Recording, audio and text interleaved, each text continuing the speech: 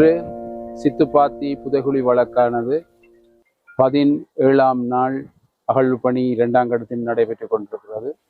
ஏற்கனவே அகழ்ந்தெடுக்கப்பட்ட மனித எச்சங்கள் 65ஆக காணப்படுகின்றது. நேற்று 7 மண்டையோட்டு தொகுதிகளும் இன்று 8 மண்டையோட்டு தொகுதிகளும் அடையாளம் காணப்பட்டிருக்கின்றன. மொத்தமாக 15 மண்டையோட்டு தொகுதிகள் இதுவரை அடையாளம் காணப்பட்டிருக்கின்றன.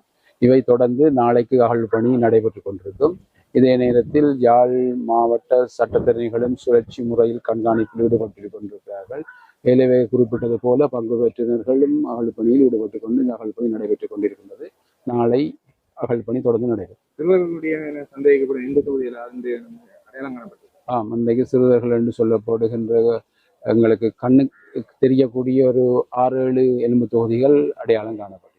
யாழ்ப்பாண பல்கலைக்கழக தொல்லியல் துறை பிரிவினர் இந்த அகழ்வு பணியில் ஈடுபட்டு கொண்டிருக்கின்றார்கள். அத்தோடு பல்கலைக்கழக தொல்லியல் துறை விரிவுரையாளர்கள், பீடாதிபதி போன்றவர்களும் இந்த அகழ்வு பணிக்கு விஜயம் செய்தார்கள்.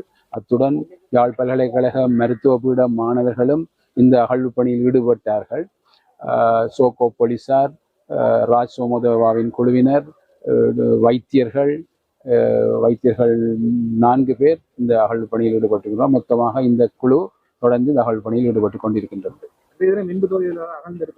இல்லை, இன்றைய தினம் அகழ்ந்தெடுக்கப்படுகிறது.